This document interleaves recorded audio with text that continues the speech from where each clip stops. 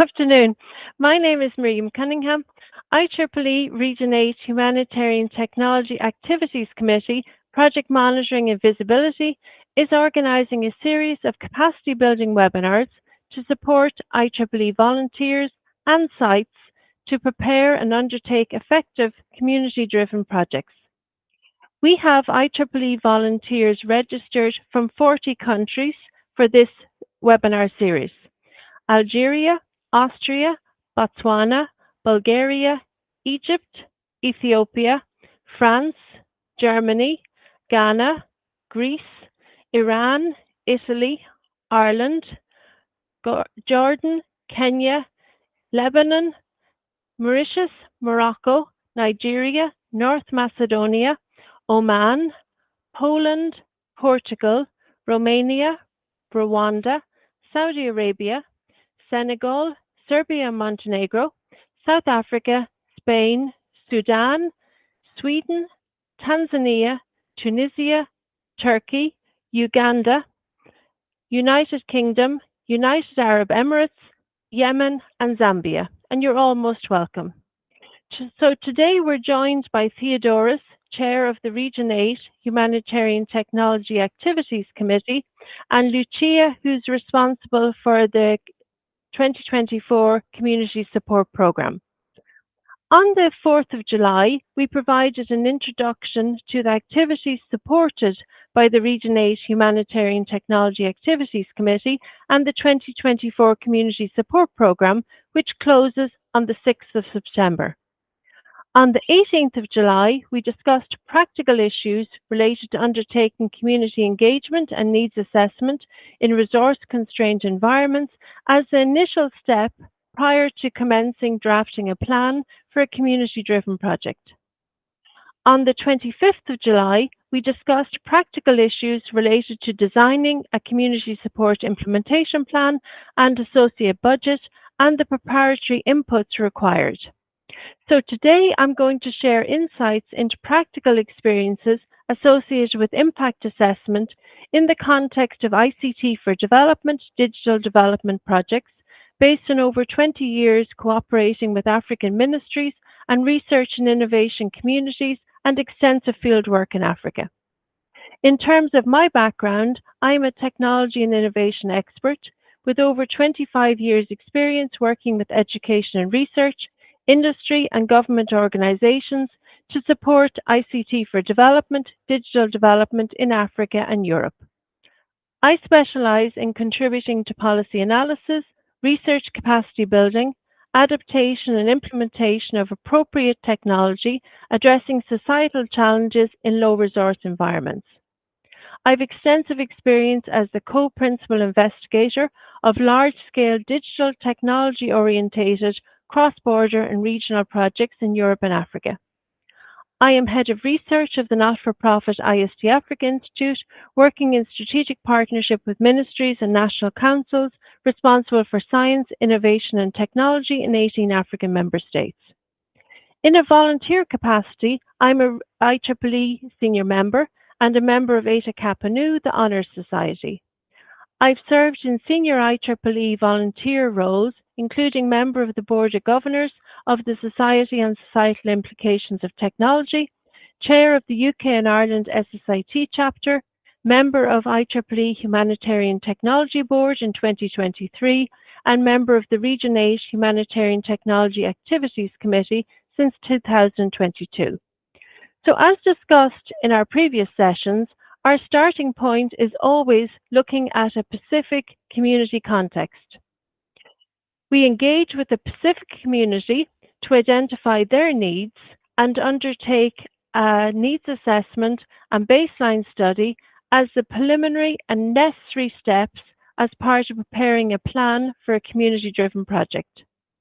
So having documented the current situation, which we call the baseline, and the potential solutions leveraging technology, we need to prioritize a specific need that can be addressed using technological innovation in a cost-effective, sustainable manner that can be maintained by local volunteers.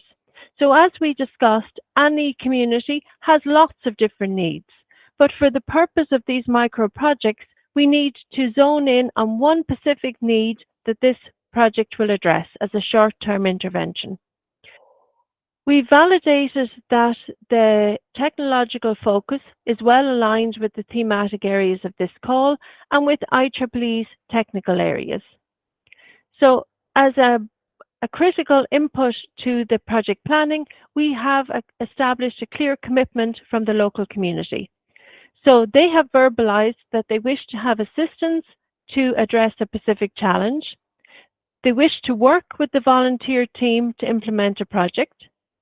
They wish to sustain the project after the grant funding phase. The community has a clear understanding of what's expected from them, what they will receive training on, and they are able to articulate the benefits to the community. And from a maintainability perspective, we've identified that the Pacific target beneficiary community is located sufficiently close to the volunteer team to support a true engagement and a cooperative working relationship during the project life and after the grant funding project. So based on the needs assessment and the baseline study, we have now developed and articulated a clear concept and a value proposition that demonstrates alignment with and understanding of national and regional policies. Through an analysis of all the necessary tasks for and any related interdependencies, we prepared a clear work plan and we have articulated all the expected outputs of this intervention. And through the expertise assessment, we've identified the capacity building activities required, and we've developed this into a practical plan. And as with all community-driven projects, we've developed a plan to achieve sustainability.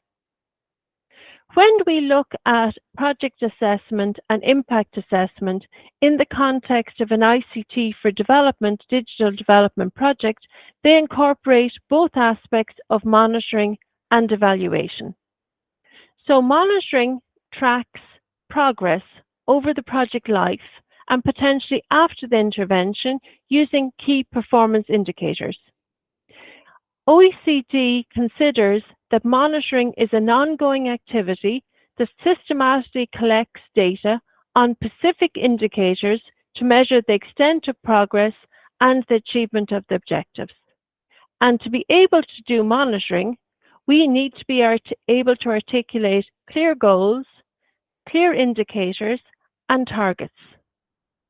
Then when we look at evaluation, evaluation has two aspects that are relevant in the context of ICT for development. So firstly, we look at operational evaluation. So this looks at how effectively the project was implemented, and it identifies any gaps between the planned and the actual outcomes. So this type of evaluation is something we do at specific times during the project. So the monitoring we do from the start because we need to have the indicators and the targets, and the evaluation is something we do in stages during the project life. Then we look at the end of the project, we look at what gaps there are between what we planned and what the actual outcomes are. So we set up targets at the start. We said we plan to get to X at X point. And then when we come to X, we look back and we say, well, what did we actually achieve?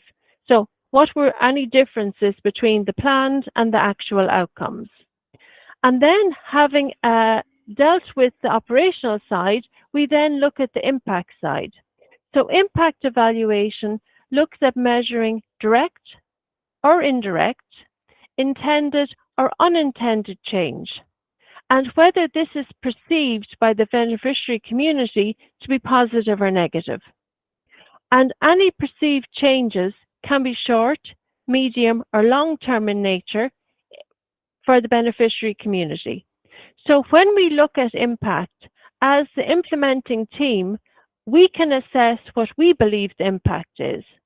But in order for the impact assessment to be valid, it has to be what the beneficiary community thinks. And we have to have methods to document that. So it's not fuzzy what somebody feels. It has to be done based on something scientific that stands up, that is not influenced unnecessarily. So evaluation from OECD's perspective, they consider that an evaluation should provide credible and useful information that identifies lessons learned that ultimately supports decision making. So when a site and when a group of volunteers are engaging with a community, you are not engaging with that community to do a project for a short period of time. You are doing a short time constraint project now as either part of a starting engagement with that community or as part of a lifelong engagement where this is a milestone within your engagement. So the decision making that comes out of doing an evaluation of an ICT for development intervention supports the planning for the next intervention for you as a volunteer or for the site to which you belong, so they can take these lessons and this can help them in working out the next steps when they engage with the community. So now if we look at the assessment methods that we can use. So in order to be able to assess any impact in an ICT or digital development project, we need to have a clear starting point and clear goals. And this links back to our concept, our objectives. If we don't have a clear concept and a clear objective and a target, we can't do any form of assessment. It's then down to subjective, what do we feel, which is not an assessment. So we need to look at the key performance indicators. So based on having a common understanding of the project goals and objectives, we identify the key performance indicators that can be used to assess the progress and the level of success. And what's most important is that the KPIs must be measurable and meaningful within the specific project context. And that involves also something that's meaningful and measurable in the context that you're going to deliver it. So you can't take KPIs from one project and just dump them into another project. You need to actually think about what in the context of the environment you're working in and the intervention you're planning and your goals and your objectives, what KPIs make sense, and they have to be measurable. So KPIs can be a mixture of quantitative and qualitative. So the specific KPIs then are linked back to your project concept.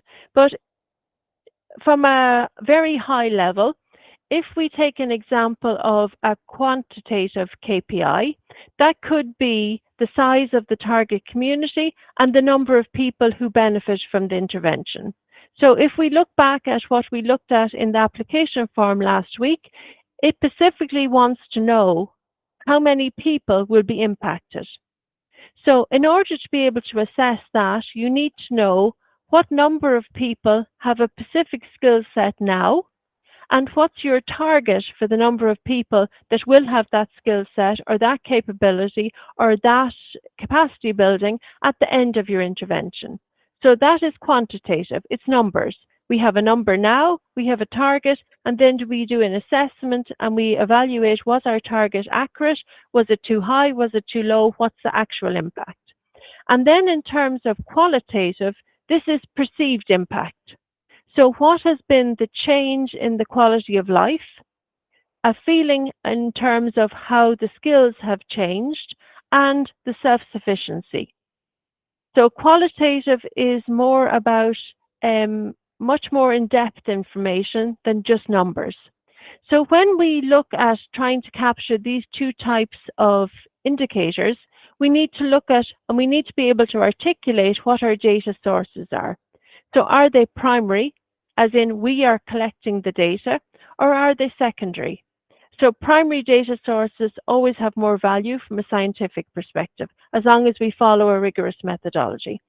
And then we have to look at how reliable these data sources are, because fundamentally if the data sources aren't reliable, we're building a castle on sand. So we need to be able to articulate what sources we'll use, how reliable they are, and ultimately how the data will be collected and analysed. So we have different methods for collecting data. So interviews and focus groups are primarily used to collect qualitative data. They can also collect some quantitative, but it's mostly qualitative. Observation can also collect qualitative and to some extent quantitative, and surveys primarily collect quantitative. So you need to look at how you're going to do the assessment, because the value of what you do to the wider ICT for development community is based on what you can articulate as your assessment. So looking back at what you've done, what lessons did you learn, and what was the actual impact, and how did you measure the impact? Because then that will inform other projects that your site do and other projects that are done in your country. So that's very important. So when we look at the impact assessment framework proposed, it should articulate what our starting point is. So that's why we need to have the needs assessment, because the needs assessment gives us a baseline. So the baseline has to be factual. What exists now in this community, and where are we starting this intervention from? Then we have target KPIs. So what are we going to assess? How are we going to assess it? And what's our target? So from the baseline, where do we want to get to? And then the assessment is based on looking at the difference between the target KPIs and what was actually achieved.